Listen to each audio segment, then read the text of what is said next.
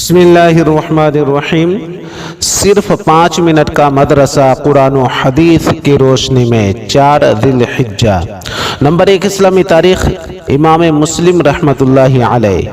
آپ کا اسم گرامی مسلم بن حجاج اور کنیت ابو الحسن تھی۔ آپ کی ولادت باسعادت سن 204 ہجری میں عرب کے مشہور قبیلہ بنو قشیر میں ہوئی۔ ابتدائی تعلیم اپنے وطن نیساپور میں حاصل کی۔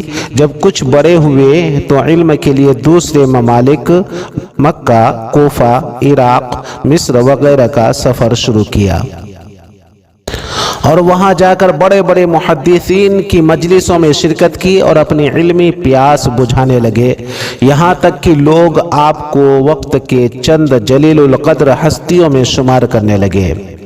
آپ نے الگ الگ فن میں کئی کتابیں لکھی ہیں، جن میں سے حدیث شریف کی ایک کتاب صحیح مسلم ہے، جس کو شروع دن سے وہ مقام و مرتبہ اور قبولیت حاصل ہوئی کہ اس کا شمار کتب ستہ کی صحیح ترین کتابوں میں ہونے لگا۔ رہتی دنیا تک کے تمام انسانوں بالخصوص مسلمانوں کے لیے یہ کتاب عظیم الشان تحفہ ہے، جو اپنی حسن ترتیب میں بھی مثال اور صحت میں لاجواب ہے۔ اس میں تقریباً 4000 حدیثیں ہیں، جس کو امام مسلم نے 3 لاکھ حدیثوں میں سے چھان کر لکھا ہے۔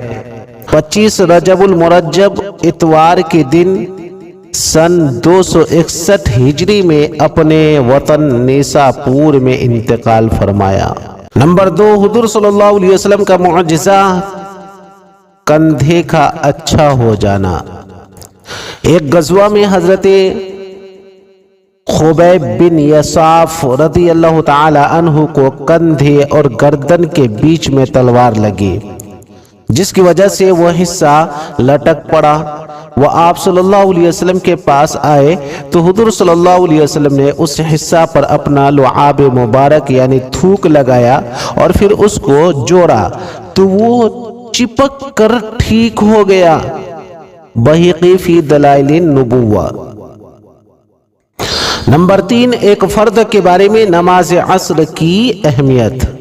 رسول اللہ صلی اللہ علیہ وسلم نے فرمایا، جس شخص نے عصر کی نماز چھوڑ دی تو اس کا عمل ضائع ہو گیا۔ بخاری شریف۔ دن اور رات میں تمام مسلمانوں پر 5 نمازوں کو ادا کرنا تو فرض ہے ہی، لیکن خاص طور سے عصر کی نماز چھوڑنے والوں کے حق میں رسول اللہ صلی اللہ علیہ وسلم کا وعید بیان فرمانا اس کی اہمیت کو اور بڑھا دیتا ہے۔ نمبر 4، ایک سنت کے بارے میں اسم اعظم کے ساتھ دعا کرنا۔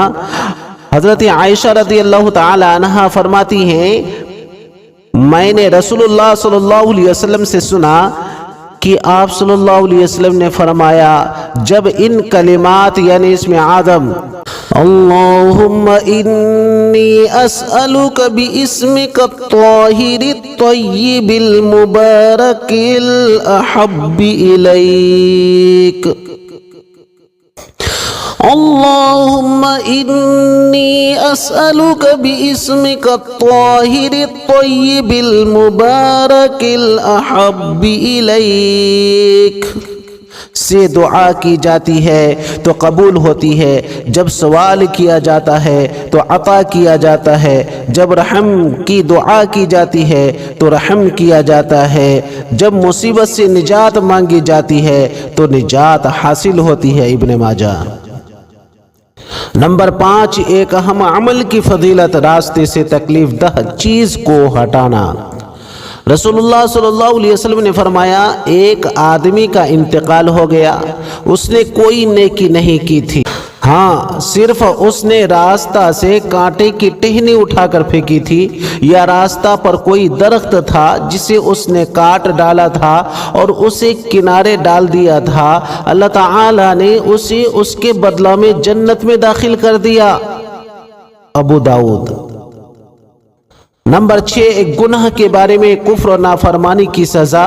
قرآن میں اللہ تعالیٰ فرماتا ہے، جو شخص منہ موڑے گا اور کفر کرے گا تو اللہ تعالیٰ اس کو بڑا عذاب دے گا، پھر ان کو ہمارے پاس آنا ہے، پھر ہمارے ذمے ان کا حساب لینا ہے۔ سورہ غاشیہ۔ نمبر 7، دنیا کے بارے میں کافروں کے مال سے تعجب نہ کرنا۔ قرآن میں اللہ تعالیٰ فرماتا ہے تم ان کافروں کے مال اور اولاد سے تعجب میں مت پڑنا، کیونکہ اللہ تعالیٰ دنیا ہی کی زندگی میں ان کافروں کو عذاب میں مبتلا کرنا چاہتا ہے، اور جب ان کی جان نکلے گی تو کفر کی حالت میں مریں گے۔ سورہ توبہ۔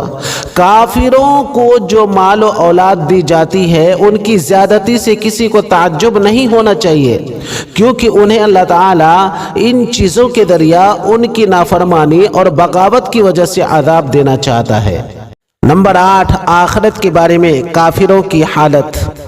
رسول اللہ صلی اللہ علیہ وسلم نے فرمایا کافر اپنی زبان کو 1 یا 2 فرسخ یعنی تقریباً 12 کلومیٹر تک زمین پر گھسیٹتے ہوئے چلے گا، لوگ اس کو رونتے ہوئے اس پر چلیں گے۔ ترمذی شریف۔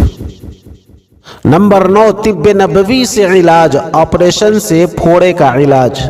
حضرت اسماء بنت ابی بکر رضی اللہ تعالی عنہ کہتی ہیں کہ میری گردن میں ایک پھوڑا نکل آیا، جس کا ذکر حضور صلی اللہ علیہ وسلم سے کیا گیا، تو آپ صلی اللہ علیہ وسلم نے فرمایا اسے کھول دو یعنی پھوڑ دو اور چھوڑ مت، ورنہ گوشت کھائے گا اور خون چوسے گا، یعنی اس کا خراب مادہ اگر وقت پر نہ نکالا گیا تو زخم کو اور زیادہ بڑھا کر گوشت اور خون کو بگاڑتا رہے گا۔ مستدرک حاکم۔ نمبر 10، نبی پاک صلی اللہ علیہ وسلم کی نصیحت۔ رسول اللہ صلی اللہ علیہ وسلم نے فرمایا اے نوجوانوں کی جماعت، تم میں سے جو نان و نفقہ کی طاقت رکھتا ہو تو اسے ضرور شادی کر لینا چاہیے، اس لیے کہ یہ آنکھ اور شرمگاہ کی حفاظت کا ذریعہ ہے، اور جو اس کی طاقت نہیں رکھتا تو اسے چاہیے کہ روزہ رکھے، اس لیے کہ یہ اس کی شہوت کو کم کرنے میں مؤثر ہے۔ بخاری شریف۔